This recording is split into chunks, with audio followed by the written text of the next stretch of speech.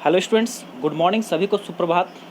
सभी लोग कैसे हैं? आई होप सभी लोग अच्छे होंगे।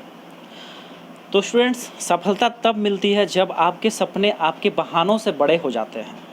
ठीक है, ये कहा जाता है कि आपको सफलता, आपको जो है मुकाम तभी मिल पाएगा जब आप बहाना बनाना छोड़ दीजिएगा कि सर आज मेरा बैटरी ख़त्म हो गया था, आज सर मेरा जो है नेटवर्क काम नहीं कर रहा था, सर मेरे पास फ़ोन नहीं था, मेरे पास ये नहीं था, वो नहीं था। तो ये बहाना जब तक आप लोग बंद नहीं कीजिएगा, ओके, तब तक जो है सफलता जो है, सफलता वर्ड कहीं ना कहीं पीछे रह जाएगा आपसे। ठीक है, तो आप लोग को बस ये चीज़ ध्यान में रखिए कि क्लासेस जो है जो ली जा रही हैं उन क्लासेस को आप लोग ध्यान से कीजिए। ठीक है, क्लासेस कीजिए। देखिए, कर रहे हैं तो अपने लिए कर रहे हैं, मेरे लिए तो नहीं कर रहे हैं, अपने लिए कर रहे हैं ना, अपने माँ बाप के लिए कर रहे हैं, खुद अपने लिए कर रहे हैं, है ना। तो क्लासेस को एकदम सीरियसली लीजिए, अच्छे से क्लासेस कीजिए। तो चलिए, हम लोग का जो है क्लासेस जो है MCQ जो WCS का MCQ 500 MCQ सीरीज का हम लोग का जो जो कारवां है वो लगातार हर दिन चल रहा है। और हम लोग का जो आज जो है पार्ट नंबर 6 है, जिसमें कि हम लोग जो है WCS के और भी महत्वपूर्ण क्वेश्चन को करेंगे। ठीक है, और आप लोग का जो इसकी प्रीवियसली जो है टोटल 5 पार्ट्स बना दिए गए हैं, जिनमें कि आपको अच्छे अच्छे क्वेश्चन के कलेक्शंस मिल जाएंगे। लाइक यूनिट चैप्टर हो आपका, चाहे फ्रैक्शन चैप्टर हो, चाहे परसेंटेज हो, चाहे रेशियो एंड प्रोपोर्शन हो, या स्क्वायर रूट हो। तो टोटल करीब करीब ये 5 चैप्टर्स जो हैं आपके, तो 5 चैप्टर के को मैंने अच्छे से कवर करा है। टोटल करीब करीब 110 क्वेश्चन मैंने प्रीवियसली करा चुका है।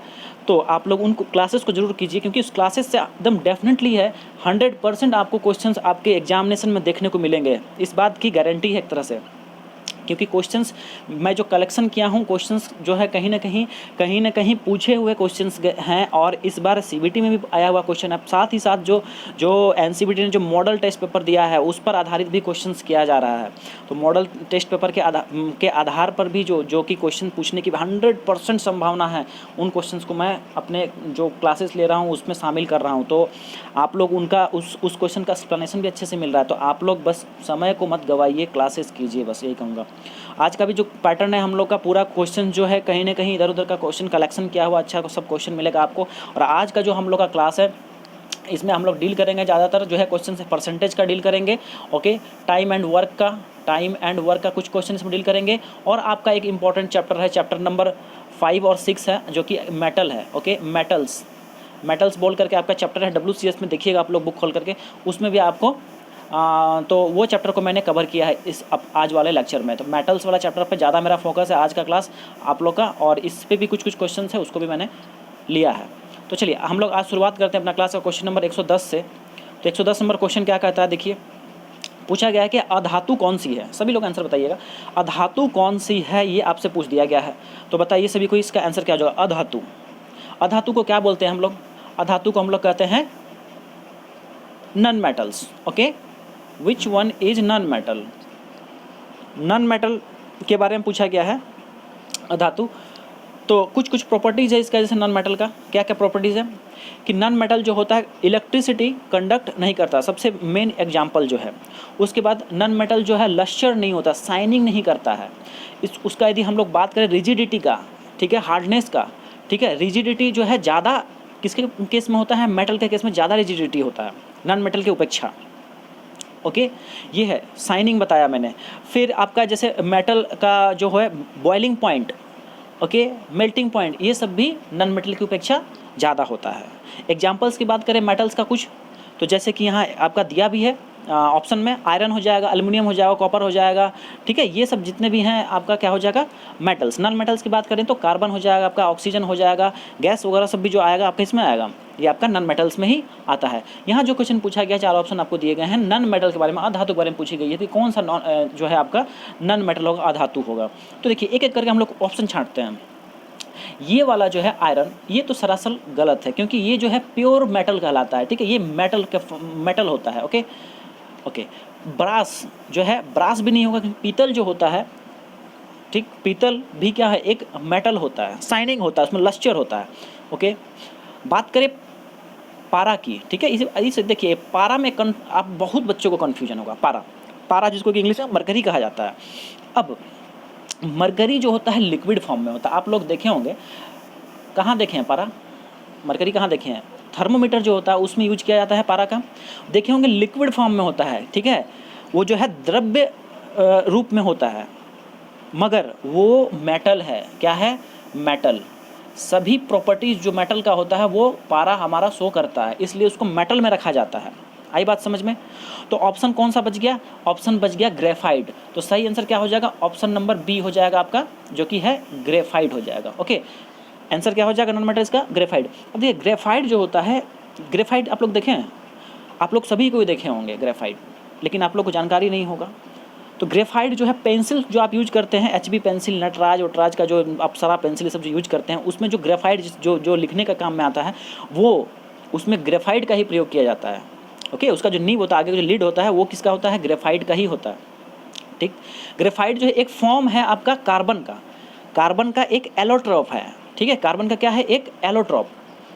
तो ग्रेफाइट क्योंकि कार्बन का ही एक एलोट्रॉप है, और कार्बन मैंने बताया आपको नॉन मेटल, तो इस वजह से ये भी क्या हो जाएगा आपका? ग्रेफाइट क्या हो जाएगा? नॉन मेटल हो जाएगा। आया सबको समझ में?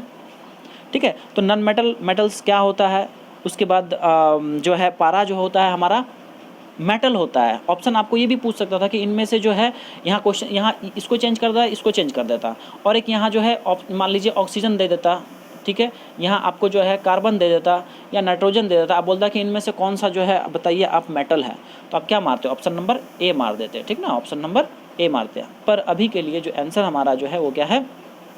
हमारा आंसर है आपका option number B. Okay, option क्या चल जाएगा इसका? बी चल जाएगा। चलिए, बहुत अच्छे। चलिए हम लोग बढ़ेंगे अब नेक्स्ट क्वेश्चन पे। तो नेक्स्ट क्वेश्चन देखिए क्या कहता है। नेक्स्ट क्वेश्चन कहता है 111, which metal contains iron as a major content. कह रहा है कि इनमें से किस धातु में प्रमुख सामग्री के रूप में लोहा होता है। अब देखिए आपको 4 ऑप्शन मिले हुए हैं यहाँ पे, ब्रास मेटल है, ब्रॉन्ज मेटल है, जिंक है, फेरस मेटल है। अब इनमें से आपको ये बताना है कि जो धातुएं जो दी हुई हैं, इसमें प्रमुख रूप से लोहा होता है। ओके, लोहा का यूज होता है या लोहा कहलाता है वो। तो यदि हिंदी ऑप्शन से आप यदि जाइएगा तो यहाँ साफ साफ आपको मिल जाएगा ये लौह धातु। तो इस हिसाब से तो आंसर हमारा डी लग जाएगा। आंसर क्या लग जाएगा? डी। ठीक है, ऐसे भी थोड़ा समझ लेते हैं। ठीक है, देखिए ब्रास हो या फिर ब्रॉन्ज हो, ठीक है, तो ब्रास जो होता है इसमें Cu प्लस Zn का इस्तेमाल किया जाता है। कॉपर प्लस जिंक का यूज किया जाता है ब्रास मेटल, पीतल धातु बनाने के। इस पर भी क्वेश्चन आगे है, मैं करवाऊंगा। ब्रॉन्ज जो होता है, ठीक है, इसमें Cu प्लस टीन का, ठीक है, Sn, Cu copper plus tin का इसका इसमें इस्तेमाल किया जाता है। किसमें? ब्रॉन्ज का। तो बी ऑप्शन भी नहीं होगा, क्योंकि उसमें तो आयरन का कहीं इस्तेमाल ही नहीं हो रहा है। और जिंक जो है एक अपने आप में एक धातु है, जिंक। ठीक है, जिंक एक मेटल है जो कि एक अलग ही है, एलॉय तो है नहीं। देखिए ये जो है ना आपका ब्रास हो चाहे ब्रॉन्ज हो, ये जो है मिश्रित धातु होता है, एलॉयज होता है। तो यदि मिश्रित धातु में यदि एक कंपोनेंट भी यदि आयरन यहाँ रहता, कॉपर की जगह आयरन रहता, तो हम लोग सोच सकते थे, लेकिन यहाँ पे तो कोई बिल्कुल नामो निशान ही नहीं है आयरन का, ना इसमें है ना इसमें है। और ये तो खैर अलग से ही, जिंक पूरा अपने आप में एक मेटल है। तो इस वजह से जो फेरस मेटल होता है, जो लौह धातु होता है, उसी में जो है हमारा मेजर कंटेंट में आयरन होता है। आई बात समझ में? देखिए इतना खोल खोल के चीज़ों को समझाता हूँ, इतना पूरा क्लियरली तोड़ तोड़ के समझाता हूँ, तो आप लोग को मेरे समझ से जो है चीज़ों को अच्छे से समझ में आना चाहिए, ऐसा मैं उम्मीद करता हूँ आप लोग से। और थोड़ा बहुत भी आप सीरियसनेस दिखाइएगा, क्लासेस को अच्छे से ढंग से कीजिएगा, थोड़ा क्लासेस को अपने अकॉर्डिंग जो है इन चीज़ों को समझने का भी प्रयास कीजिएगा। तो आप लोग को जितने भी बात मैं बताता हूँ सब कुछ आप लोग का अच्छे से, बहुत अच्छे से क्लियर होगा। चलिए बढ़ते हैं नेक्स्ट क्वेश्चन 112 कहता है। अच्छा हाँ, आप लोग स्क्रीनशॉट भी लेते रहिएगा, आप लोग को यदि आवश्यकता है तो, और नोट डाउन भी करते रहिए, नोट्स जरूर बनाइए आप लोग। देखिए 112 क्या कहता है, what is the name of the metal which do not contain iron. Okay, का मतलब हुआ उस धातु का नाम क्या है जिसमें लोहा नहीं होता। अभी जो क्वेश्चन था उसमें पूछा गया था फेरस मेटल, लोहा होता है। अब जिसमें लोहा नहीं होता है, जाहिर सी बात है जिसमें लोहा नहीं होता है तो क्या हो जाएगा? Non ferrous. लोह हिंदी में तो ऑलरेडी पता चल रहा है क्या है ऑल ऑफ, या फिर नन फेरस। तो इसका सही आंसर क्या हो जाए, आंसर तो इसका बी हो गया। लेकिन बाकी ऑप्शन सब भी तो देख लेते हैं। अब देखिए कह रहा है कि लोहा नहीं होता, तो फेरस मेटल में तो भैया तो क्या होता है, लोहा होता है, कट जाएगा, ठीक है, कट जाएगा। अब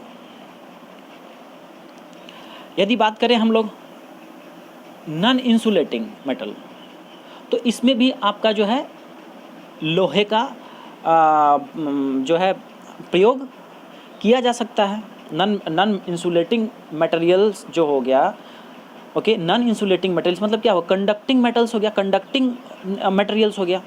तो कंडक्टिंग मटेरियल्स तो हम लोग बना सकते हैं ना लोहा का, जैसे मान लीजिए लोहा का जो वायर होता है GI आपका गैल्वेनाइज्ड आयरन जो वायर होता है, आप लोग देखे हुए हैं कि पोल वगैरह से घर में लाया था, तो क्या है वो तो आपका लोहा का ही GI वायर ही तो है, गैल्वेनाइज्ड आयरन, ओके।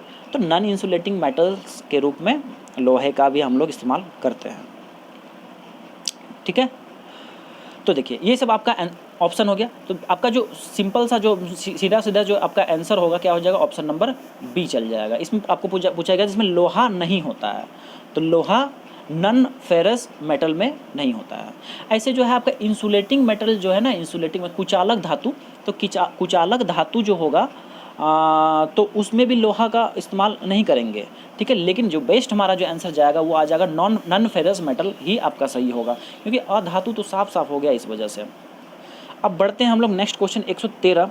अब ये क्वेश्चन जो है आप लोग का वर्क एंड टाइम का क्वेश्चन है, ओके, वर्क एंड टाइम का क्वेश्चन है। आप लोग उम्मीद करता हूँ कि क्वेश्चन बना लीजिएगा सभी कोई, आप लोग सभी को अटेम्प्ट लीजिए एक बार इस क्वेश्चन को बनाने का प्रयास करिए। मैं क्वेश्चन पढ़ता हूँ, देखिए कहता है how many days a mechanic take to assemble 64 machines if he assemble 8 machine in 3 days. का मतलब यह हुआ कि यदि एक मैकेनिक को 8 मशीनों को असेंबल करने में 3 दिन का वक्त लगता है, तो उसे 64 मशीनों का असेंबल करने में कितने वक्त लगेंगे या कितना दिन लगेगा। सिंपल है, ठीक है। तो इसको सॉल्व कीजिए, बनाइए सभी कोई आंसर बताइए इसका क्या हो जाएगा सही आंसर इसका। देखिए यदि मैं सिंगल आदमी हूँ और मैं कुछ काम को यदि करता हूँ, समझिएगा कंसेप्ट समझिएगा, ठीक है। कल मैं एक क्वेश्चन कराया था लास्ट में, वो आपका इनडायरेक्ट प्रोपोर्शन का क्वेश्चन था, विलोम अनुपात का क्वेश्चन था। लेकिन ये जो क्वेश्चन है आपका सरल अनुपात या फिर सीधा अनुपात, ठीक है, जिसको कि डायरेक्ट प्रोपोर्शन कहते हैं, उसका ये सवाल है। इसको समझ लीजिए आप। मैं एग्जांपल लिख दे रहा हूँ आपको। मैं एक सिंगल इंसान हूँ, अब मैं कुछ कार्य करता हूँ। मान लीजिए कि मैं एक मशीन है, मशीन को असेंबल कर रहे हैं, ठीक है। मशीन का हम क्या कर रहे हैं, सब जोड़ जाड़ के, मान लीजिए बाइक है, ठीक है, बाइक को खोल खाल के अलग किया हुआ है, 5-6 बाइक है, उसको हम क्या करना है, हमको काम क्या है कि हमको असेंबल करके बाइक खड़ा करना है, बनाना है हमको, ठीक है, सबको कसना है, स्क्रू वगैरह सबको कस देना है। तो मान लिया जाए फॉर एग्जाम्पल मैं 8 बाइक को यदि 3 दिन लगा दिया मैं करने के लिए, उसको असेंबल करने में 3 दिन का वक्त हम लगा दिए, ठीक है। तो यदि संख्या बढ़ा दिया जाएगा बाइक का, 64 बाइक यदि कर दिया जाएगा, तो समय हमको जो लगेगा, जो दिन जो लगेगा वो कम लगेगा और ज़्यादा लगेगा। जाहिर सी बात है कि ज़्यादा बाइक को हमको असेंबल करना होगा तो हमको वक्त भी ज़्यादा लग जाएगा, हमको समय भी ज़्यादा लग जाएगा। तो हम लोग क्या देख रहे हैं, हम लोग यह देख रहे हैं कि मेरा जब काम बढ़ रहा है तो हमको दिन भी, जो वक्त भी जो हमको लग रहा है वो भी क्या हो जा रहा है, बढ़ जा रहा है, हाँ या ना।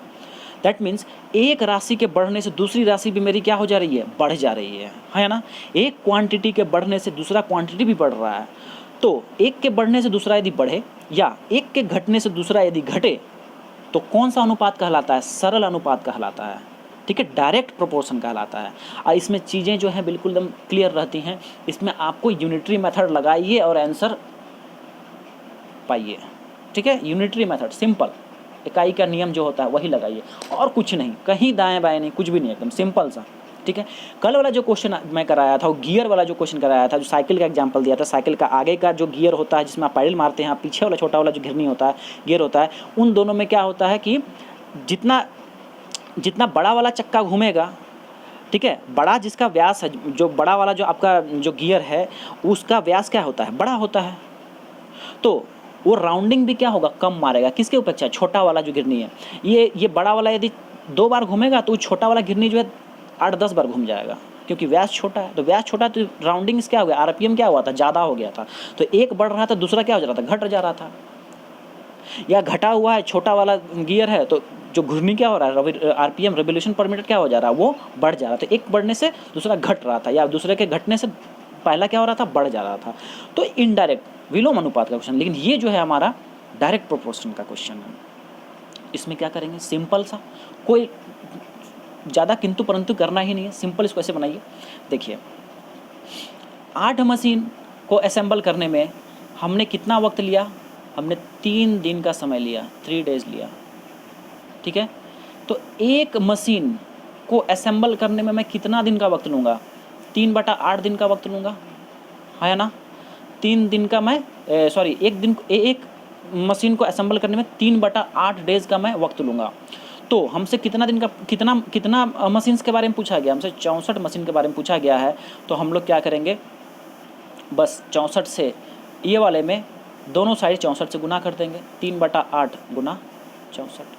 सॉल्व कीजिए इसको, कितना हो जाएगा, 88 64। ओके, अब इसको फर्दर हम लोग सॉल्व करेंगे तो कितना आ जाएगा, 8 गुना 3 कितना हो जाएगा, आंसर कितना आएगा, 24 डेज। देखिए कोई ऑप्शन ज़रूर होगा, कौन सा ऑप्शन है, ऑप्शन नंबर सी। आंसर क्या हो जाएगा, ऑप्शन नंबर सी। चलिए इसको छोटा कर देता हूँ, आप लोग इसका स्क्रीनशॉट ले लीजिए चाहिए तो। आ रहा है सबको समझ में। देखिए कुछ नहीं था, ये एकदम डायरेक्ट प्रोपोर्शनल का जो है क्वेश्चन था। तो मैंने इसको जो हूँ क्या किया कि बस सिंपल वे में इसको सॉल्व कर लिया यूनिटरी मेथड से, ठीक है।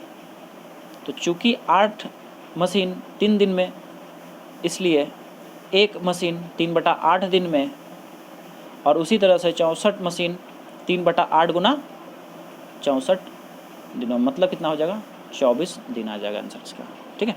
बढ़िए नेक्स्ट क्वेश्चन। नेक्स्ट क्वेश्चन कह रहा है, what is the percentage of copper if the casting weight of copper 42.3 kg and tin weight 2.7 kg। मतलब क्या हुआ, कहता है यदि कास्टिंग में तांबे का वजन 42.3 किलोग्राम है और टिन का वजन 2.7 किलोग्राम है, तो तांबे का प्रतिशत आपसे पूछा गया है, तांबे का, कॉपर का आपसे परसेंटेज प्रतिशत पूछा गया है। कैसे बनाएंगे इसको, एकदम सिंपल क्वेश्चन है ये, एकदम ध्यान से इस कंसेप्ट को आप लोग समझिए। देखिए इसमें हम लोग क्या करेंगे, परसेंटेज आपसे पूछा गया है ना, तो देखिए यदि हम टोटल जो हमारे पास जो वैल्यू है, टोटल जो मेरे पास जो मेटल है उसका यदि हम नेट वेट बोलेंगे, यदि कुल भार बोलेंगे, कुल वजन बोलेंगे, तो कितना हो जाएगा, दोनों को आप जोड़ दीजिएगा, है ना। 42.3 और 2.7 दोनों को जोड़ दीजिएगा, जाहिर सी बात है। तो यदि हम भाग आपसे पूछ दें कि भैया बताइए कि कॉपर का भाग कितना है, तो कॉपर का भाग आप क्या कीजिएगा, बोलिएगा सर कॉपर लिख दीजिए, कॉपर का जो केजी है, ठीक है, कितना ग्राम कॉपर है वो लिख दीजिए, और नीचे लिख दीजिए आप टोटल कितना है, टोटल वैल्यू दोनों का कितना है वो लिख दीजिए, और इंटू 100 से कर दीजिए, क्योंकि परसेंटेज में मांग दिया है इसलिए इंटू 100। मैं बताया था कि परसेंटेज में करना होगा तो 100 से गुणा कीजिएगा, और परसेंटेज हटाना होगा तो 100 से भाग कर दीजिएगा, सिंपल। चलिए अभी इसको आगे सॉल्व करते हैं। तो कॉपर का वैल्यू कितना है बताइए, दिया कितना है कॉपर, तांबे का वजन 42.3, तो यहाँ लिख देते हैं 42.3 डिवाइड बाय टोटल वेट कितना हो जाएगा, तो टोटल हो जाएगा 42.3, ओके, एंड प्लस 2.7, ठीक है, और इंटू कितना हो जाएगा, 100 हो जाएगा, इंटू 100 हो जाएगा। बस अब कुछ भी नहीं है। अब इसको हम लोग जो है, अब हम लोग पहुंच जाएंगे कौन से क्लास में, अब हम लोग पहुंच जाएंगे 5 या 6 क्लास में। इसको बस जोड़ देना है नीचे वाले टर्म को, और ऊपर नीचे भाग लगा देना है। आई बात समझ में। तो इसको हम लोग जब सॉल्व करेंगे तो ये हो जाएगा 42.3, और नीचे आ जाएगा आपका 45, ओके, 45 हो जाएगा इंटू 100। इसको जब आप सॉल्व कीजिएगा तो ये आपका वैल्यू देगा 94%, क्योंकि 100 यहाँ की थी इसलिए परसेंट यहाँ लगाया। आंसर हमारा कितना आ गया, 94%। देखिए कौन सा आंसर है, ऑप्शन कौन सा है आपका, ऑप्शन नंबर बी है, ओके, ऑप्शन नंबर बी। लीजिए सभी लोग स्क्रीनशॉट लेना चाहते हैं ले लीजिए, कोई बात नहीं, ले लीजिए। उसके बाद हम लोग बढ़ेंगे नेक्स्ट क्वेश्चन की तरफ। Very nice. देखिए 115 नंबर क्वेश्चन कहता है क्या कहता है भाई, कहता है कि a motorcycle tyre is sold for ₹300, what is the purchase price if 25% profit is added to it. मतलब क्या हुआ कि यदि एक मोटरसाइकिल टायर को 300 रुपये में बेचा जाए और उसे 25% का लाभ हो तो खरीद का मूल्य क्या होगा, ये क्वेश्चन आया हुआ था। ठीक है, तो सिंपल सा मैं इसको बता देता हूँ, क्योंकि ये क्वेश्चन सब जो है इम्पॉर्टेंट में से इसलिए इस वजह से रिपीट भी हो गया है। खैर कोई नहीं, इसको हम लोग सॉल्व कर रहे हैं। तो SP क्या हो जाएगा, खरीद मूल्य को कहते हैं SP, कितना है 300 है। ठीक है, प्रॉफिट परसेंट की बात करें तो कितना दिया हुआ है, प्रॉफिट परसेंट दिया है 25% दिया हुआ है ना। आपसे क्या पूछा गया है भाई, तो आपसे CP का मान पूछा गया है। तो हम लोग CP निकालेंगे किस फॉर्मूला से, बताइए। कल मैं बताया था, बोला था SP × 100 divided by 100 plus profit percent. Loss रहता तो यहाँ माइनस कर देते हैं, यहाँ L% लिख देते हैं। ठीक है, लेकिन यहाँ नहीं पूछा गया है तो कोई बात नहीं है। ये दिया है 300 दिया है और गुना 100 और नीचे कितना हो जाएगा 100 अब प्लस 25, 100 अब प्लस कितना हो जाएगा 25, नीचे कितना हो जाएगा 125। इसको आप सब सॉल्व कीजिएगा तो ये हो जाएगा आपका 300 गुना 100 डिवाइड बाय 125। इसको सॉल्व कीजिए तो 4 बार में कटेगा, ये 5 बार में कट जाएगा। फिर ये वाला जो है आपका कितना बार में कटेगा, 6 टाइम कट जाएगा। ओके, ये वाला वैल्यू कितना में कट जाएगा, 6 टाइम्स में ये आपका कट जाएगा। ठीक है, तो टोटल वैल्यू कितना आ गया आपका, आ गया ये 24 और एक जीरो इसका था। ठीक, ये हो गया 240 रुपया। ठीक है, 240 रुपया। चलिए देख लीजिए यहाँ पे कौन सा ऑप्शन हमारा चल जाएगा। हमारा ऑप्शन जो जाएगा वो हो जाएगा ऑप्शन नंबर C। ठीक ना, ऑप्शन नंबर C। ठीक है, ऑप्शन नंबर C। चलिए नेक्स्ट क्वेश्चन कहता है कि देखिए आपसे कहा गया है कि which one of the following properties of a mechanical properties of metal. ठीक है, मैकेनिकल प्रॉपर्टी है कौन सा। ठीक है, निम्नलिखित में से कौन सा गुण धर्म धातु का यांत्रिक गुण है। क्या है, यांत्रिक मतलब मैकेनिकल गुण मतलब कि कहीं कुछ ठोकने बजाने वाला होगा, खींचने वाला होगा। ठीक है, कहीं पिटने वाला होगा, यही सब तो है मैकेनिकल। और क्या है, फिटर में क्या करते हैं आप लोग, जाते हैं जब अपना वर्कशॉप तो क्या करते हैं, ले लेते हैं आरी पत्ती और काटना चालू। ठीक है, या फिर वेल्डिंग वगैरह करते हैं तो कहीं हथौड़ी का काम पड़ता है, कहीं रेती का काम पड़ता है, कहीं छेनी का काम पड़ता है। तो इसी मतलब कि ज़्यादातर मारपीट वाला काम फिटर में होता है कि नहीं। तो मैकेनिकल प्रॉपर्टीज़ ऑफ मेटल के बारे में पूछा गया। मतलब आप इस तरह का कुछ ढूंढिए ऑप्शन जिसमें कि कुछ ठोकने बजाने वाला जैसा कुछ काम होता होगा। ठीक है, सिंपल अक्षरों में आपको मैं समझाऊँ तो देखिए पहला वाला जो होता है फिजिबिलिटी, गलाने का जो काम है। ठीक है, ये फिजिकल चेंज का पार्ट हो जाता है। ठीक है, फिजिबिलिटी, गलनीयता। ओके, लाइक बर्फ़ है, अब बर्फ़ पिघल रहा है, बर्फ़ है, बर्फ़ जो है क्या हो रहा है, पिघल रहा है। इसमें कहीं मारपीट तो नहीं कर रहे हैं आप, नहीं कर रहे हैं ना, तो ये ऑप्शन क्या हो जाएगा मेरा, कट जाएगा। या धातु को आप गला रहे हैं तो हीट दे रहे हैं नीचे से अपना, वो क्या धीरे धीरे पिघल रहा है, एकदम कहीं किसी को डिस्टर्ब नहीं कर रहा है।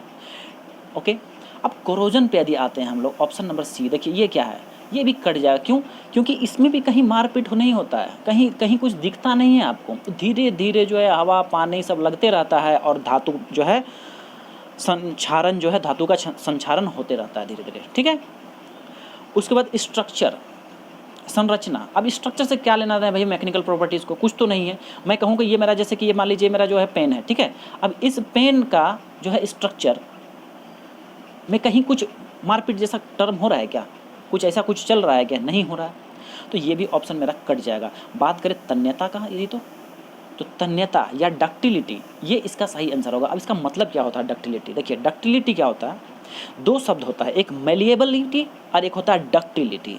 तो मेलिएबिलिटी जो होता है मेटल का, वो क्या कहलाता है कि जब आप किसी मेटल को लिए और उसको पीट के पतला चादर में जब उसको आप तब्दील कर, जैसे सोनार लोग क्या करता है, सोना लेकर के धीरे धीरे ठुक ठुक ठुक ठुक करते रहता है, वो क्या होता है, शीट मेटल जो होता है उसको फैला देता है, पूरा एकदम शीट मेटल में बदल जाता है, पतला। ठीक है। आप लोग जो थिन फॉइल जो देखे होंगे कि जो आपका जो मिठाई वगैरह में ऊपर में जो चमकने वाला जो पार्ट जो चढ़ा हुआ रहता है, ठीक है, वो जो कहता है कि सिल्वर, ये जो चांदी का जो है ना, मतलब ऊपर जो है अर्क दिया हुआ रहता है, चांदी का अर्क चढ़ाया जाता है, मतलब कि उससे ये क्या आता है, ऊपर से ढक जाता है। ठीक है, देखे होंगे आप लोग, सिल्वर टाइप का रहता है। वो क्या है, वो सिल्वर को ही, ठीक है, जो आपका जो चांदी होता है उसको इतना पीटा जाता है, इतना पतला कर दिया, इतना पतला कर दिया जाता है, पीट पीट करके, कि वो बहुत ही सॉफ्ट सा बन जाता है। और सोचिए कितना पतला होगा वो, कितना 1 mm का कितना स्मॉलेस्ट हिस्सा होगा वो। ठीक है, तो वो हो गया आपका मेलिएबिलिटी। लेकिन डक्टिलिटी क्या हुआ, डक्टिलिटी हुआ कि किसी मेटल को यदि आप ठोक बजा करके या फिर किसी भी तरह से आप उसको यदि पतला तार में तब्दील कर लिए, उसको कैसे तब्दील कर लिया, आप पतला तार में यदि फॉर्म कर लिए, ठीक है, तो वो क्या कहलाएगा, डक्टिलिटी कहलाएगा। तो ये प्रोसेस जब हम लोग करेंगे, जब वायर को डक्टिल बनाएंगे, ओके, तन्यता में जब लाया जाएगा, डक्टिलिटी किया जाएगा उसका, उस मेटल का, तो जाहिर सी तो बात है मारपीट तो होगा, ठोकना बजाना ये सब तो काम चलबे करेगा, हथौड़ी का इस्तेमाल होगा, छेनी का इस्तेमाल होगा, तमाम तरह का बहुत चीज़ का इस्तेमाल, जो भी इस्तेमाल होगा, लेकिन मारपीट तो चलेगा। मैकेनिकल प्रॉपर्टी मतलब ढूंढिए कि मारपीट वाला टर्म कौन सा दिया, सिंपल। ठीक है, आप लोग आंसर आराम से कर पाइएगा। तो यदि आप डक्टिलिटी का मीनिंग नहीं भी जान रहे तभी इस आंसर का आप लोग बी मार के आते, बस इस तरीके से आप सोचते जिस तरह से मैं आपको बताया हूँ तब। ठीक है, फिजिबिलिटी नहीं होगा, संरक्षण कोरोजन से कोई मतलब ही नहीं है, फ्री स्ट्रक्चर से कोई मतलब नहीं है। तो ऑप्शन कौन सा चल गया, ऑप्शन नंबर बी। चलिए, बहुत इंपॉर्टेंट सब चीज़ बता रहा हूँ और बहुत आप लोग को विजुअलाइज जिस तरीके में हो उसी ढंग से आप लोग को समझा रहा हूँ। ठीक है, तो क्लास में ज़रूर मन लगाइए। आइए बढ़ते हैं नेक्स्ट क्वेश्चन की ओर। क्वेश्चन नंबर कितना है, 117। देखिए, what is brittle metal. Okay, अब क्या पूछा गया है, भंगुर धातु पूछी गई है। ब्रिटल मेटल कौन सी होगी, भंगुर धातु। भंगुर धातु का मतलब क्या हुआ कि बहुत ज़्यादा जो मजबूत नहीं होता है, ठीक है, और थोड़ा सा क्या होता है, थोड़ा कमज़ोर टाइप का होता है। उसको 2 4 5 10 लोहा मारिए, हथौड़ा मारिएगा तो वो टूट जाएगा। ठीक है, उसका जो भंगुर जो धातु होता है, धातु का जो मॉलिक्यूल्स होता है, वो जो अटैचमेंट होता है, वो एक कंक्रीट टाइप का नहीं होता हो करके थोड़ा लूज टाइप का हल्का होता है। उसका जो पैकिंग होगा अंदर आपका जो इंटरमोलिकुलर जो पैकिंग होगा उतना ज़्यादा मतलब कि स्ट्रॉन्गर नहीं होता है जितना कि इन सब का होता है, स्टील का, चाहे माइल्ड स्टील का, एलॉय सब का होता है। ठीक है, तो ब्रिटल मेटल जो होगा, भंगुर धातु जो होगा वो आपका हो जाएगा कौन सा, cast iron. Okay, cast iron आपका भंगुर धातु में हो जाएगा। अब देखिए, जो कास्ट आयरन होता है, इसको कच्चा लोहा कहा जाता है। ठीक है, इसको कि कच्चा लोहा कहा जाता है, पिटवा लोहा भी इसको कहा जाता है। ओके, तो कच्चा लोहा जो है आपका, कच्चा लोहा आपका प्रयोग किस में किया जाता है, बताइए सभी को इसका आंसर। तो कच्चा लोहा जो होता है, जैसे कि आपका मोटर हो गया, जनरेटर हो गया, उन सब कोई बाहर का जो खोलिया होता है ना, ठीक है, बाहर का जो उसका पार्ट होता है, ओके, जिसको कि आप योक कहते हैं, हाँ, योक, YOKE, वो इस कच्चे लोहे का बना होता है। ठीक है, मशीनरी पार्ट्स का जो बाहर का जो फ्रेम होता है, बाहर का जो ढांचा होता है, वो कच्चा लोहा का बनाया जाता है। उसके पीछे कुछ रीजन होता है, डीसी मशीन से पढ़ाएंगे तो उसमें बता देंगे। ठीक है, तो कच्चा लोहा का उसमें इस्तेमाल किया जाता है। तो कास्ट आयरन आप लोग को समझ में आया। अब आप लोग विजुअलाइज कर ले होंगे तो कास्ट आयरन मैं किसके बारे में कह रहा हूँ। आप लोग कभी यदि मोटर या जनरेटर कभी खोले होंगे तो बाहर का जो ढांचा देखते होंगे वही उसी को, या फिर आपको बता रहे हैं, दर्जी को देखे हैं कभी, जो वो लोग पैर वाला जो दर्जी पैर से जो ऊपर नीचे ऐसे करता है। ठीक है, तो नीचे का जो पूरा कैबिनेट, पूरा जो पार्ट जो लोहे का बना होता है वो भी कास्ट आयरन का बना होता है। एक छोटा सा घरेलू एग्जाम्पल, इस तरह से बहुत अनेकों एग्जाम्पल है। ओके, तो आंसर क्या हो गया, आंसर आपका हो गया ऑप्शन नंबर ए। चलिए नेक्स्ट, अब हम लोग बढ़ते हैं क्वेश्चन नंबर 118। 118 कहता है, which mechanical property of the metal offer resistance to elastic deformation in a cutting tool. Okay, मतलब क्या हुआ इसका, देखिए, धातु का कौन सा यांत्रिक गुण एक काटने के उपकरण में, ओके, लचेदार वरूपन के लिए प्रतिरोध प्रदान करती है। ठीक है, मतलब इसका ये हुआ कि मेटल का, धातु का कौन सा वह गुण है, ओके, धातु का वह कौन सा गुण है जो कि which offer resistance to elastic deformation. Elastic deformation का मतलब क्या हुआ? इलास्टिक डिफॉर्मेशन लाइक, जैसे मैं आपको बताऊं, एक आप रबड़ लीजिएगा, रबड़ होता है ना, रबड़ बैंड जो गर्ल्स लोग जो है बालों वगैरह में लगाते हैं, या फिर रबड़ बैंड जिसका आप यूज करते हैं पेपर ऊपर को ये करने के लिए, बहुत यूज होता है रबड़ बैंड का। तो इलास्टिसिटी क्या हुआ, जैसे हम रबड़ बैंड पकड़े और ऐसे खींचे उसको, तो खिंचा रहा है, तो क्या इसका मतलब, वो इलास्टिक है। That material is what, elastic, इसलिए तो खींच पा रहे हैं आप, है ना। तो यदि उसको खींचे और फिर वो अपने जगह पे आया, तो इलास्टिक उसको कहेंगे हम लोग, क्या कहेंगे, इलास्टिक मटेरियल कहेंगे। लेकिन तो देखिए डिफॉर्मेशन किसको कहेंगे, जैसे रबड़ बैंड को हम यहाँ पकड़े ऐसे खींचे, तो क्या हुआ, डिफॉर्मेशन हुआ कि नहीं हुआ, डिफॉर्मेशन हुआ कि नहीं, कहिएगा सर ज़रूर हुआ। पहले इतना था, अभी खिंचा के इतना बड़ा हो गया, टूटा नहीं है। डिफॉर्मेशन तो हुआ है लेकिन ब्रोकन नहीं हुआ, टूटा नहीं। ये बात को गौर कीजिएगा, मेरे बात को। मैंने क्या कहा कि हमने क्या किया, एक रबड़ ले लिया या इलास्टिक मटेरियल, कुछ भी हो सकता है, ऐसा नहीं कि रबड़ में तो समझाने के लिए ले रहे हैं, इलास्टिक मटेरियल सब बहुत सारा इलास्टिक मटेरियल होता है, ठीक है। तो उसको मैंने लिया और ऐसे खींचा, डिफॉर्मेशन इसको कहते हैं, डिफॉर्मेशन, अपने ओरिजिनल शेप को वो चेंज कर लिया, मतलब डिफॉर्मेशन उसको कहा जाता है, ठीक है, डिफॉर्मेशन हुआ। और जब छोड़िएगा तो फिर से पुनः अपने स्थान पे दिया गया, तो कहेंगे वो जो मटेरियल था, जो मटेरियल हम लोग लिए थे, या मेटल हो या नॉन मेटल या कोई भी ऑब्जेक्ट, वो इलास्टिक है, क्या है, इलास्टिसिटी है उसमें, ओके।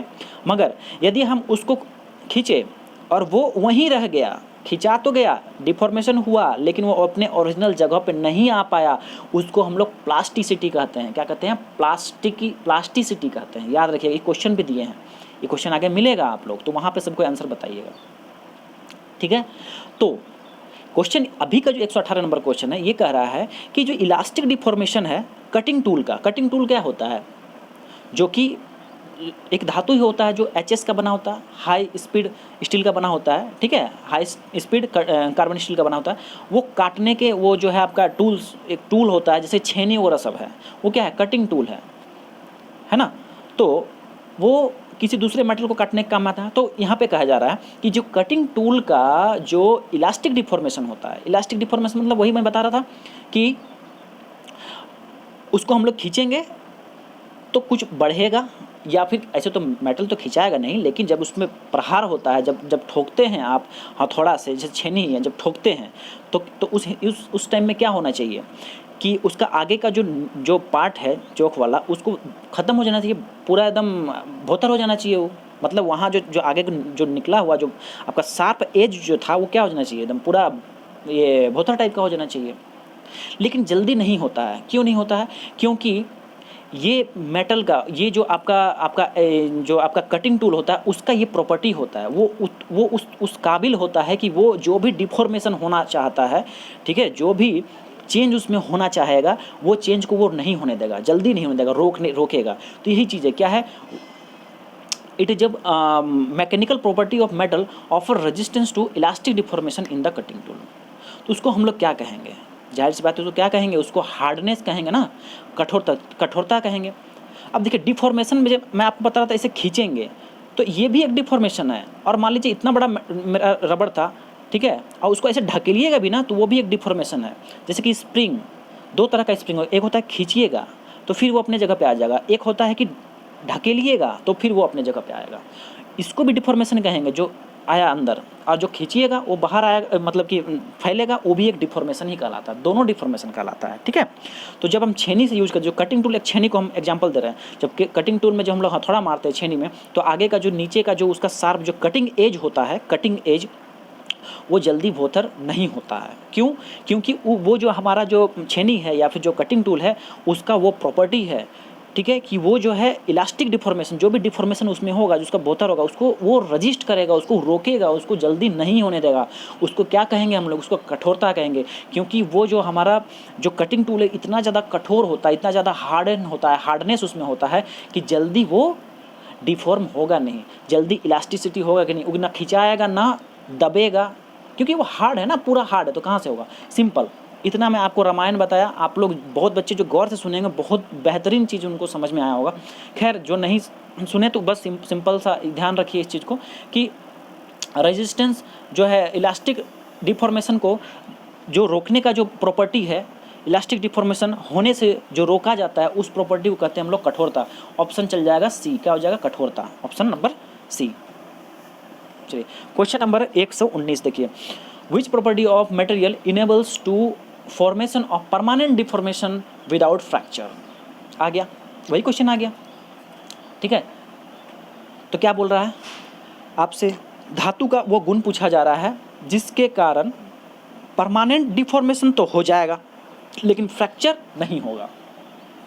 परमानेंट डिफॉर्मेशन होगा लेकिन फ्रैक्चर नहीं होगा।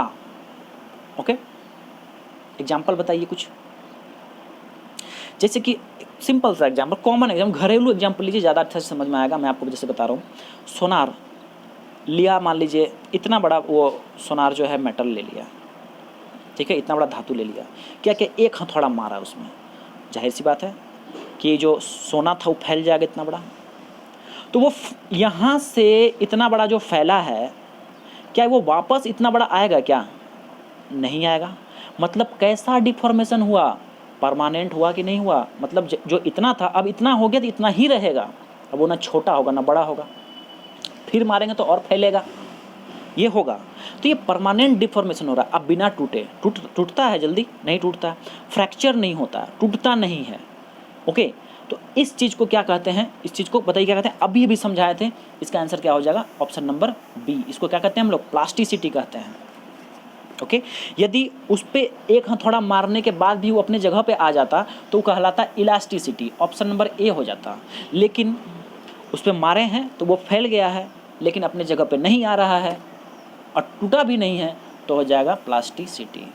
ठीक है, एकदम आप लोग का जो ये चैप्टर है ना मेटल्स का, एकदम बेसिक सब चीज़ है एकदम। और ये सब क्वेश्चन एकदम डेफिनेटली एक दो क्वेश्चन आपको एग्जाम में देखने को मिल जाएगा। और फिटर के बच्चे खासकर, ठीक है, ये तो WCS तो पूरा ट्रेड में कॉमन है, चाहे कोई भी इलेक्ट्रिशियन ट्रेड हो, चाहे वायरमैन ट्रेड हो, चाहे इंस्ट्रूमेंट मैकेनिक हो, चाहे फिटर हो, चाहे आपका डीजल मैकेनिक हो, ठीक है, चाहे वेल्डर हो, कोई सा भी ट्रेड के लिए ये सारा जितना क्वेश्चंस करा हूँ सब एकदम एक आप एक सब क्वेश्चन है। ठीक है, ये सारे क्वेश्चन आप लोग के लिए बहुत ही उपयोगी, जितने कोई भी ट्रेड है। लेकिन यदि मैं बात करूँ कोई फिटर का लड़का, यदि फिटर का लड़का अभी देख रहा है तो उसको ये सब टर्म यदि वो समझ रहा है तो उसको बहुत ही ज़्यादा हेल्प होगा। और उसका फिटर का ट्रेड क्वेश्चन में भी, जो ट्रेड थ्योरी का क्वेश्चन है उसमें भी सब क्वेश्चन आएगा। ठीक है, ये सब क्वेश्चन उसमें भी उन लोग को देखने को मिल जाएगा क्योंकि उन लोग का पार्ट है ये सब कुछ।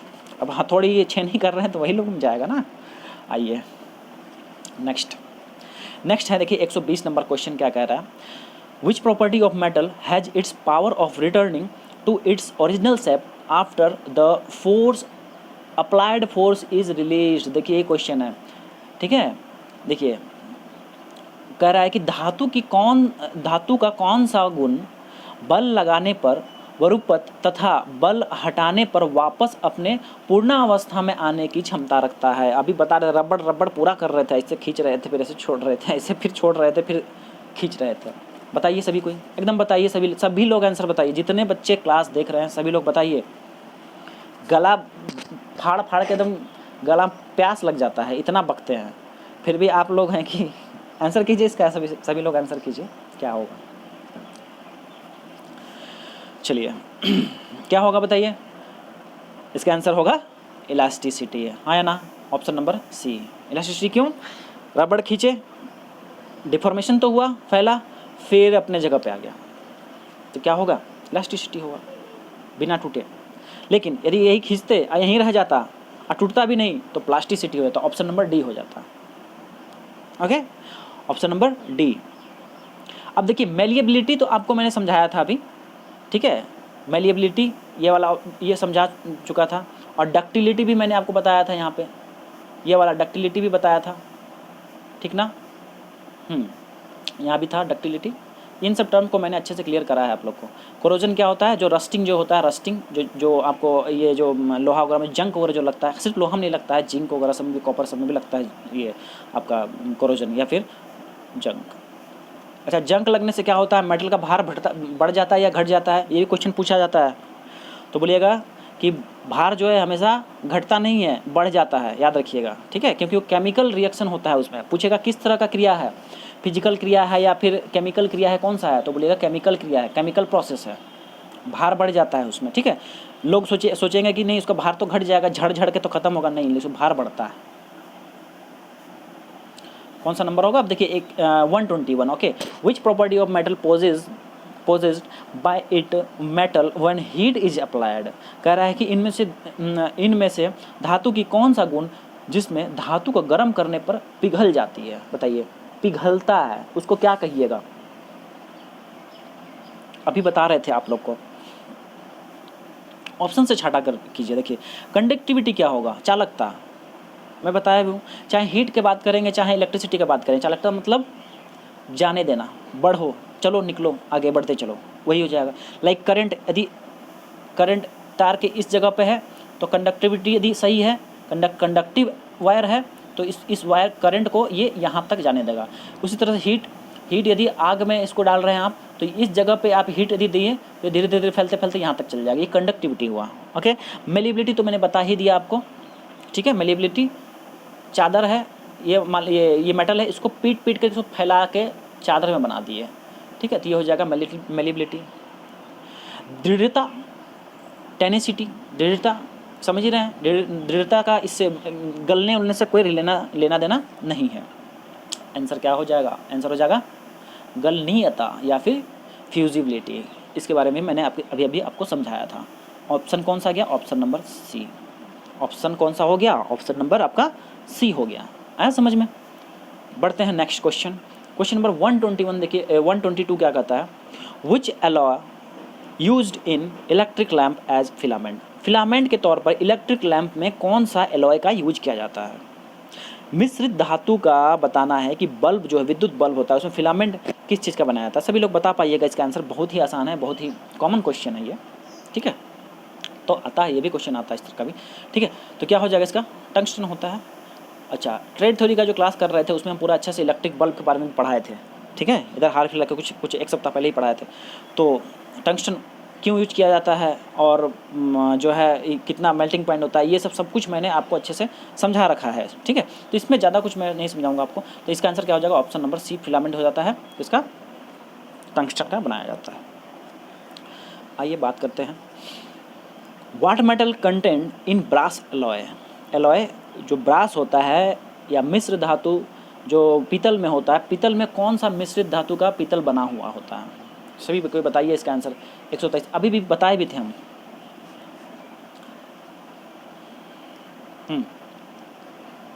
जिसका आंसर क्या हो जाएगा, ऑप्शन नंबर सी हो जाएगा, ठीक है। पीतल या फिर कॉपर जो होता है किसका बना होता है, सॉरी कॉपर कह रहे हैं, ये जो आपका ब्रास होता है, ओके, ब्रास जो होता है वो किसका बना होता है, Cu प्लस जिंक मतलब Zn का होता है। आपको ऑप्शन हो सकता है कि ये नहीं दे करके इस फॉर्म में दे दे, सिंबॉलिक फॉर्म में दे दे, तो Cu प्लस Zn, ठीक है, Cu प्लस Zn। अच्छा, ये एक ऑप्शन देखिए यहाँ पे है, कॉपर एंड टिन, ये किसका होता है, ये किसका एलॉय है, तो बोलेगा कि सर ये ब्रॉन्ज का है, ठीक है, ये किसका है, ब्रॉन्ज का है, ठीक। कांसा इसको कहते हैं, हिंदी में कांसा कहते हैं, कांसा। कांसा का क्या हो जाएगा, ये हो जाएगा कांसा या फिर ब्रॉन्ज, ओके। इसका आंसर क्या हो जाएगा, इसका आंसर आपका सी चले जाएगा। 124 नंबर देखिए, which cast iron can not be welded, ठीक है। अब कहा जा रहा है कि कौन सा कास्ट आयरन जो है आप इसको वेल्ड नहीं कर पाइएगा। कौन सा आयरन को जो है आप वेल्डिंग नहीं कर पाइएगा उसके ऊपर, तो इसका आंसर बताइए कौन सा होगा 4 ऑप्शन में। तो देखिए इसका जो आंसर होगा वो आपका हो जाएगा ऑप्शन नंबर बी हो जाएगा, ठीक है, बी हो जाएगा। आंसर क्या हो जाएगा, सफ़ेद ढलवा लोहा, ओके, या फिर वाइट कास्ट आयरन, ठीक ना। वाइट कास्ट आयरन जो होता है उस पर आप वेल्डिंग वाली क्रिया नहीं कर पाइएगा, आप वेल्डिंग उसके ऊपर नहीं कर पाइएगा। बात समझ में आया। अच्छा, आपसे पूछा जाएगा कि कास्ट आयरन जो होता है, ठीक है, कास्ट आयरन जिसको कि हम लोग ढलवा लोहा कहते हैं, तो कास्ट आयरन का प्रकार यदि पूछ दिया जाए, ठीक है, टाइप्स पूछ दिया जाए, ओके, टाइप्स, ढलवा लोहा का, किसका, ढलवा लोहा या फिर कास्ट आयरन का यदि टाइप्स पूछा जाएगा तो बोलिएगा कि 4 टाइप होता है। कितना टाइप होता है, 4। कौन कौन सा टाइप होता है, यही सब 4 टाइप है, grey cast iron, white cast iron, malleable cast iron या नॉडुलर कास्ट आयरन, ठीक है, ये टोटल 4 टाइप होता है, ठीक है। और किस में वेल्डिंग नहीं कर पाइएगा, तो वाइट कास्ट आयरन पे नहीं कर पाइएगा। ग्रे कास्ट आयरन जो डलवा लोहा होता है, ये मशीनरी पार्ट्स का जो बाहर का जो ढांचा होता है मोटर जनरेटर, उसके लिए हम लोग इसका यूज करते हैं। आइए नेक्स्ट क्वेश्चन हो गया 125 नंबर, कहता है कि which metal cannot be forged. अब इसमें आपको ये बताना है कि कौन सा मेटल इन चारों में से आप उसको फोर्जिंग नहीं कर सकते हैं, ठीक है, क्या नहीं कर सकते हैं, फोर्जिंग नहीं कर पाइएगा। तो इसका क्या आंसर हो जाएगा, फोर्जिंग क्या होता है। मैंने अपना एक लेक्चर था जो कि टूल्स ITI टूल्स वाला था, उसमें फोर्जिंग के बारे में बताया था। देखिए फोर्जिंग क्या होता है, देखे होंगे कि जो ये लोग होते हैं ब्लैक स्मिथ्स जो होते हैं, ठीक, जैसे जो कुल्हाड़ी वगैरह बनाते हैं या फिर जो पीटते हैं एकदम, ठीक है, और मेटल को एक पर्टिकुलर शेप देते हैं, ठीक है, जिसको कि लोहार वगैरह जो होता है, वो क्या करते हैं, उसको पीट करके एक पर्टिकुलर डिजायर्ड शेप देते हैं, ओके, उसी को फोर्ज कहा जाता है। तो फोर्ज एक प्रोसेस क्या है, एक प्रोसेस है जिसमें कि मेटल को जो है गर्म किया जाता है, पूरा रेड हॉट किया कर दिया जाता है गर्म, और फिर उसको जो है बाय फोर्ज्ड मेथड से उसको बड़े हथौड़े से इसका क्या, तो पीट करके उसको डिजायर्ड शेप में तब्दील किया जाता है, उसको क्या कहा जाता है, फोर्जिंग कहा जाता है। तो बताइए किस में से, इन चारों में से किस में आप फोर्जिंग नहीं कर पाइएगा, इसमें इन चारों में से, मिश्र धातु इस्पात में, हल्के स्टील या इस्पात या फिर ढलवा लोहा,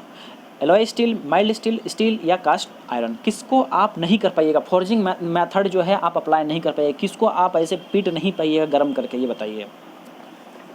थोड़ा सा कॉमन सेंस लगाइए। क्लास यदि आप शुरू से, आज का ही क्लास यदि शुरू से कर रहे हैं, आप ध्यान से चीज़ों को समझ रहे हैं, तो ये आंसर जरूर कर लीजिएगा आप लोग। देखिए इसका क्या आंसर हो जाएगा, ढलवा लोहा हो जाएगा या फिर कास्ट आयरन हो जाएगा। क्यों इसको फोर्जिंग नहीं किया सकता है, क्योंकि ये जो होता है किस टाइप का होता है, भंगुर होता है ना। ये कैसा होता है, ये भंगुर होता है, जिस वजह से इस पर आप ज्यों ही मारिएगा तो ये क्या हो जाएगा, टुकड़ा में टूट जाएगा, बिखर जाएगा, 2-3 भाग इसका हो जाएगा। तो जब पीट ही नहीं पाइएगा तो फिर वो डिजायर शेप कहाँ से ला पाइएगा, है कि नहीं। तो जब तक उसमें आप प्रहार नहीं कीजिएगा तब तक वो निखरेगा कैसे। जब तक हम 2 शब्द आपको बकेंगे नहीं, कुछ देंगे नहीं आपको 2-3 झापड़, तब तक आप लोग तो लाइन पे आइएगा नहीं ना। तो उसी तरह से जब डिजायर्ड या फिर जो हम चाह रहे हैं वो चीज़ आप लोग उस तरह के नहीं बन पाइएगा, है कि नहीं। मतलब आप अपने एग्ज़ाम में उस हिसाब से जो है परफॉर्म नहीं कर सकिएगा जब तक आपको मैं सुनाऊंगा नहीं, जब तक आपको प्रेरित नहीं करूंगा, जब तक आपको दूंगा नहीं 1-2 मुक्का कि पढ़ो तब तक, है कि नहीं। क्योंकि सेल्फ मोटिवेटेड आजकल रहता कहाँ कोई है बच्चा, है कि नहीं। तो इसीलिए तो अब कास्ट आयरन जो है वो इतना ज़्यादा ओबीडियंट होता है कि जब उस पर पड़ता है तो वो टुकड़ा में पड़ जाता है, तो उसका भाई फोर्जिंग ही नहीं हो पाएगा, है कि नहीं। उसको फोर्जिंग नहीं किया जा सकता है। तो आंसर क्या हो गया आपका, ऑप्शन नंबर डी हो जाएगा, ठीक है। ये अब स्टील वगैरह से, माइल्ड स्टील है, स्टील हो गया, तो ये सब को आप कर सकते हैं, इसमें फोर्जिंग वगैरह अप्लाई किया जा सकता है, ठीक है। चलिए जब बात उठ गया है स्टील पर, तो मैं इस पर कुछ कंसेप्ट्स आप लोग को और बता देता हूँ। तो देखिए कुछ स्टील के बारे में थोड़ा बहुत पढ़ लीजिए, इससे भी क्वेश्चन हो सकता है कि आप लोग को पूछ दिया जाए। देखिए स्टील जो होता है, जिसको कि हम लोग इस्पात कहते हैं, ठीक है। तो इस्पात जो मेनली बनता कैसे है, स्टील कैसे बनता है, इसका जो मुख्य जो कॉम्पोजिशन होता है, इसका जो मुख्य जो इसका तत्व होता है स्टील में, वो होता है आपका आयरन होता है, ठीक है, लोहा। इसमें जो मुख्य रूप से क्या होता है, लोहा होता है। इसके साथ जो है स्टील का प्रकार बनाने के लिए, स्टील का टाइप्स अलग अलग टाइप का लाइक लो लो अथी स्टील या फिर हाई स्पीड स्टील, इन सब को बनाने के लिए low carbon steel, high carbon steel या मीडियम कार्बन स्टील, ये सब बनाने के लिए उसमें कार्बन कुछ मात्रा में ऐड किया जाता है, बहुत ही कम मात्रा में, ठीक है। आपका 1.5% से भी कम वैल्यूज़ में उसको ऐड किया जाता है कार्बन को, और साथ ही साथ इसके साथ जो है आपका इसमें मैग्नीज भी ऐड किया जाता है, ओके, और साथ ही साथ सिलिकॉन को भी ऐड किया जाता है, ठीक है। मैग्नीज को ऐड किया जाता है Mn, और प्लस साथ साथ सिलिकॉन को Si को भी ऐड किया जाता है, लेकिन मेनली रूप से आपका ये लोहा हो जाएगा और ये कार्बन हो जाएगा, ठीक है। ये दोनों इसका मेन है, जिसमें से कि ये जो है ऑलमोस्ट जो है आपका 90 मैं तो कहूँ 98% से अबव जो है लोहा का पार्ट इसमें कवर करता है, लोहा कंपोजिशन के रूप में होता है। और ये तो बस मैं आपको बताया 1 से 1.5% का यूज इसका किया जाता है कार्बन का, और बाकी ये जो है 0.5 0.7 इस टाइप का से यूज किया जाता है। तो जनरली आप लोग लोहा क्या स्टील किसको समझिए, लोहा प्लस कार्बन, ठीक।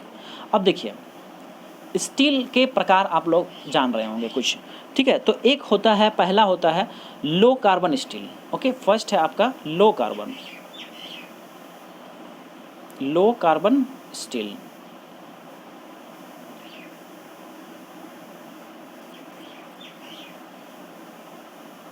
ठीक है। इसको निम्न कार्बन इस्पात भी कहा जाता है। अब बात करेंगे इसमें, यदि कार्बन का परसेंटेज, कार्बन के परसेंटेज भी तो सब कुछ डिसाइड होगा ना कि किस तरह का स्टील है, लो कार्बन स्टील है या मीडियम कार्बन स्टील है या फिर हाई कार्बन स्टील है।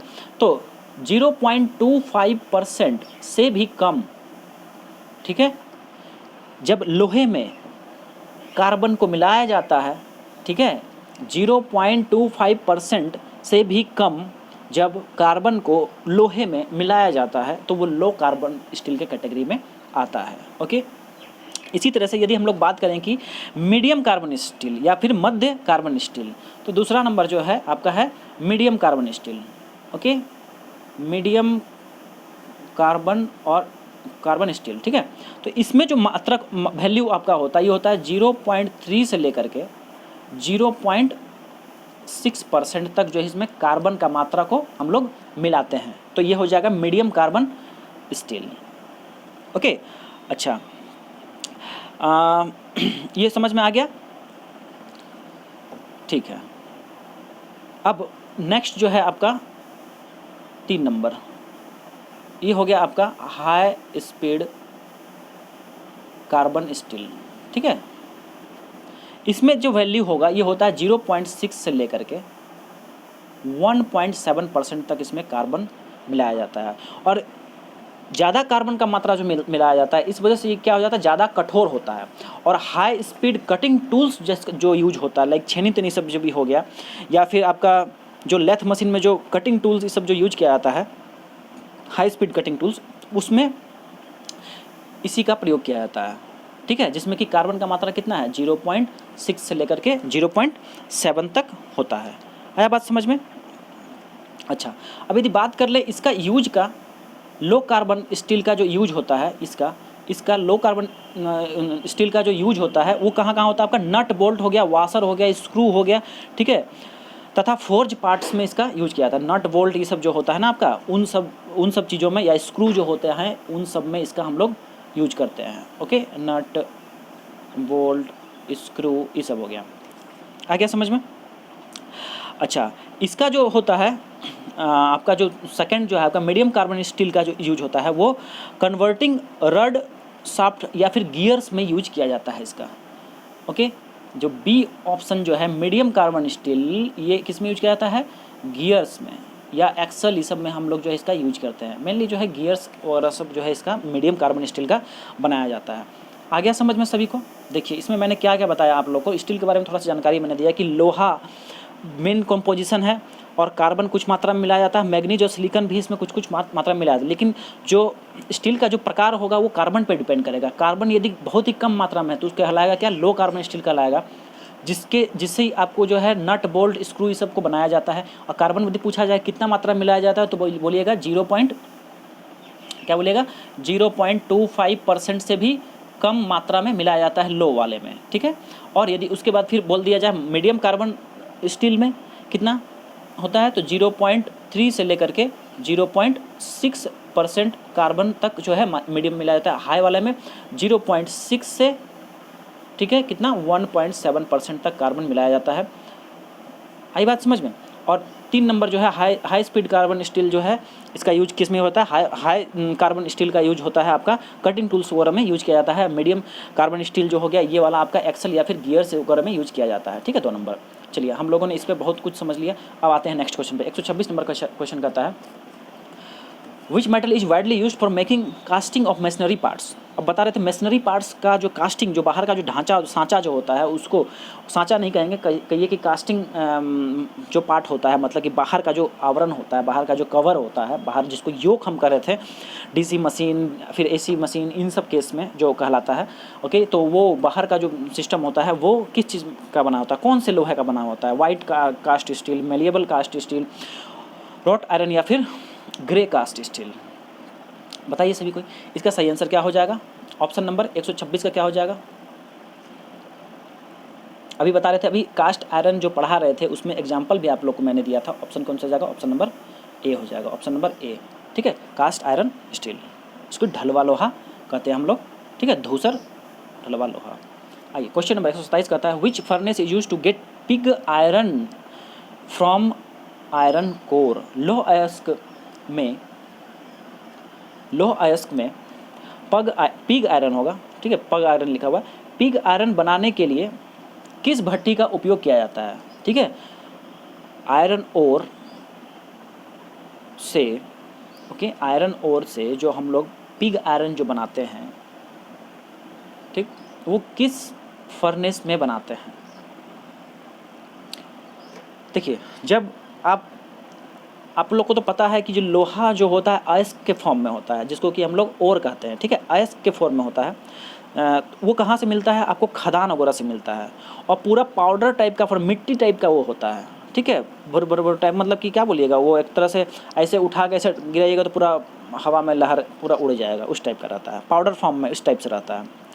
उसको क्या किया जाता है कि फर्नेस में ले जाकर के सभी को उजला जाता है और उसमें हीट दिया जाता है। वो जो फर्नेस है वो आपका ब्लास्ट फर्नेस कहलाता है। आंसर तो इसका ऑप्शन सी हो जाएगा, लेकिन समझ लीजिए थोड़ा सा। ठीक है, ब्लास्ट फर्नेस में डाला जाता है और उसमें हीट दिया जाता है पूरा भयानक रूप से। जो इम्प्योरिटीज़ जो होता है, स्लैग वगैरह जिसको कहते हैं, वो क्या होता है, सब जल के ख़त्म हो जाता है। और जो पार्ट जो बचता है वो क्या कहलाता है? आपका आयरन कहलाता है। वो जो उसका जो पार्ट सब जो बच गया, मतलब देखिए, इम्प्योरिटीज जो रहता है, जो उसमें आपका गंदगी सब जो रहता है, जो स्लैग जिसको कहते हैं, वो तो हट गया, जल के ख़त्म हो गया। जो बच जाएगा, क्या बच जाता है? लोहा बचता है। उस लोहा को हम लोग कहते हैं पिग आयरन। ठीक है, तो वो फर्स्ट फॉर्म ऑफ आयरन है जो कि फर्नेस से प्राप्त होता है। उसको हम लोग क्या कहते हैं? कौन सा आयरन कहते हैं? पिग आयरन कहते हैं। ओके, समझ में आया? तो इसका आंसर क्या हो जाएगा? ब्लास्ट फर्नेस, ऑप्शन नंबर सी।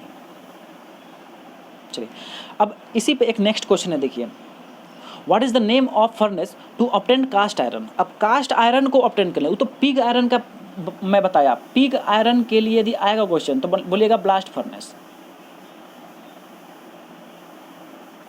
लेकिन यदि बोल देगा कास्ट आयरन के लिए, तो ठीक है, कास्ट आयरन मतलब ढलवा लोहा बनाने के लिए, जो मैं बता भी रहा था कि आपका जो है आवरण वगैरह सब, ये सब चीज़ के लिए, मशीनरी पार्ट्स के लिए यूज किया जाता है। तो उसके लिए कौन सा हो जाएगा? ढलवा लोहा बनाने के लिए कौन सा भट्टी का यूज किया जाता है? तो बोलिएगा ऑप्शन नंबर ए जो दिया हुआ है। कौन सा है? Option number A, cupola. Okay, कौन सा हो जाएगा? कपोला। याद रखिए। तो ये 2 बातें आपको बेशक एकदम याद रखनी है। पिग आयरन के लिए, पिग आयरन कौन सा आयरन है?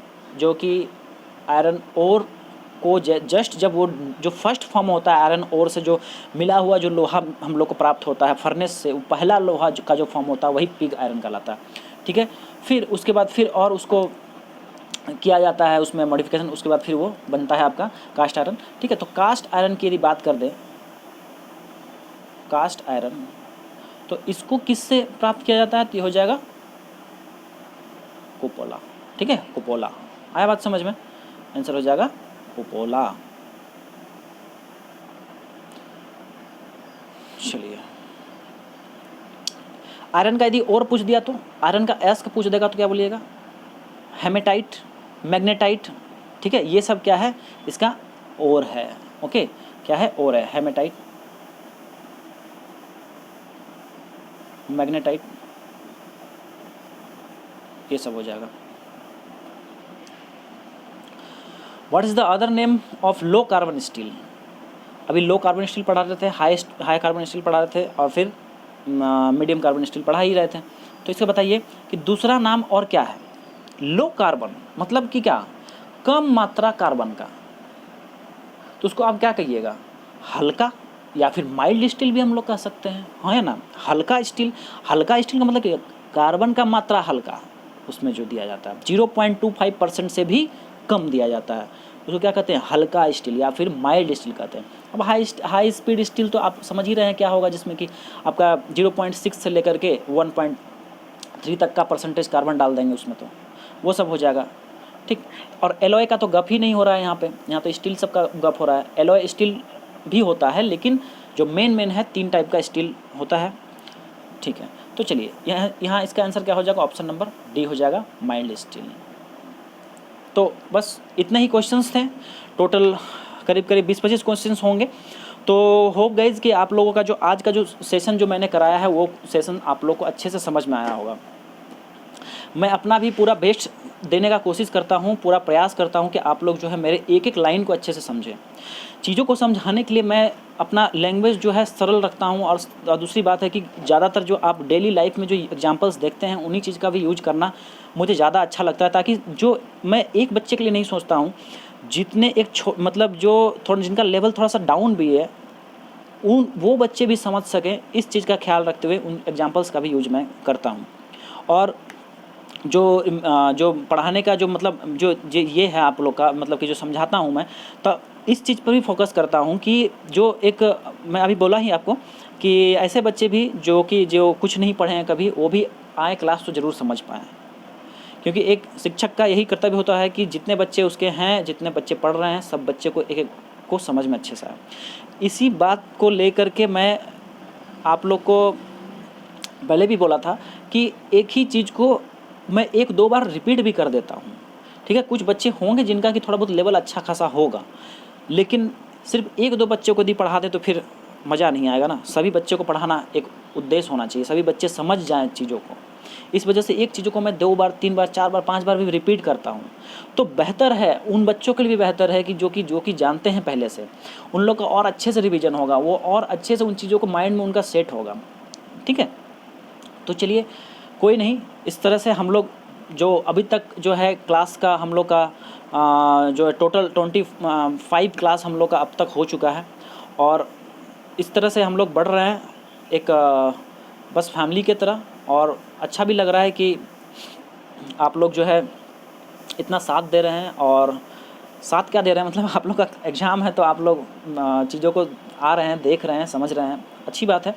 क्लासेस इस तरह से चलती रहेंगी। आप लोग का बस साथ चाहिए। आप लोग मतलब आप लोग हैं तो मैं हूँ, और क्या बोलें, तो यही चीज़ है। तो चलिए स्टूडेंट्स, आप लोग इस तरह से पढ़ाई करते रहिए, और खेल कूद भी कीजिए। क्या लगा है, खेलना तो खैर ज़रूरी भी है, खेलना मस्ती करना ये सब भी एक लाइफ का ही हिस्सा है। स्टूडेंट लाइफ में तो ये सब होता ही रहता है। तो आप लोग भी पढ़ाई लिखाई कीजिए, साथ साथ मस्ती उस्ती भी कीजिए, लेकिन पढ़ाई करते हुए, ठीक है। तो आज का क्लास ही हम लोग स्टार्ट किए थे, कहाँ से, तो देख लेते हैं कहाँ से स्टार्ट किए थे। उस बात का भी आप लोग ख्याल रखिए। देखिए, सफलता तब मिलती है जब आपके सपने आपके बहानों से बड़े हो जाते हैं, ठीक है। आप अपना बहाना में थोड़ा कमी लाइए, ठीक है। मैं स्टार्ट ही किया हूँ, बहाना में कमी लाइए, क्लासेस में आइए, और ये नहीं कि वो था, ऐसा था, वैसा था, सर ऐसा हो गया, वैसा हो गया। अब एक लड़का मुझे कहा कि सर मेरा लिंक ही नहीं खुलता है। लिंक उनका नहीं खुल रहा है, ग्रुप में भेजा जाता है लिंक, वहाँ लिंक नहीं खुल रहा। तो अब लिंक नहीं खुलता है तो दूसरा भी तो तरीका है आने का। तो यही चीज़ है, मन थोड़ा साफ़ कीजिए, ठीक है। क्लासेस करना, पढ़ना है तो मन साफ़ करना पड़ेगा, ठीक है, मेहनत करना पड़ेगा, ठीक है। तो चलिए, इसी उम्मीद के साथ कि आप लोग चीज़ों को समझ रहे हैं, अच्छे से कर रहे हैं, चीज़ों को समझ रहे हैं, और अपने साथी जो आप लोग के हैं उन तक भी इन चीज़ों को शेयर कर रहे हैं। और दूसरी बात है कि जब जाने लगते हैं तो कम से कम यदि इतना मेहनत करके इतना, अब सोचिए कि 1 घंटा से बक बक बक बक कर रहे हैं, पानी तक नहीं पिए, और सुबह का क्लास होता है, तो कम से कम एक लाइक तो बनता है। आप लोग लाइक ज़रूर करते हुए जाइए, ठीक है। मैं नहीं भी बोलूँगा तो आप लोग कीजिएगा, मुझे पता है, फिर भी ध्यान से उतर जाता है तो आप लोग कर दीजिए, इससे थोड़ा बहुत मोटिवेशन मिलता है और इससे ज़्यादा कुछ भी नहीं है। ठीक है, तो चलिए फिर हम लोग मिलेंगे फिर कल एक नए ऊर्जा के साथ, एक नए उमंग के साथ, एक कुछ नया सीखेंगे और सभी लोग फिर मिलेंगे एक साथ। तो चलिए फिर खेलते रहिए, पढ़ते रहिए और तन और मन से पढ़िए। ठीक है, धन अलग चीज़ है। चलिए फिर।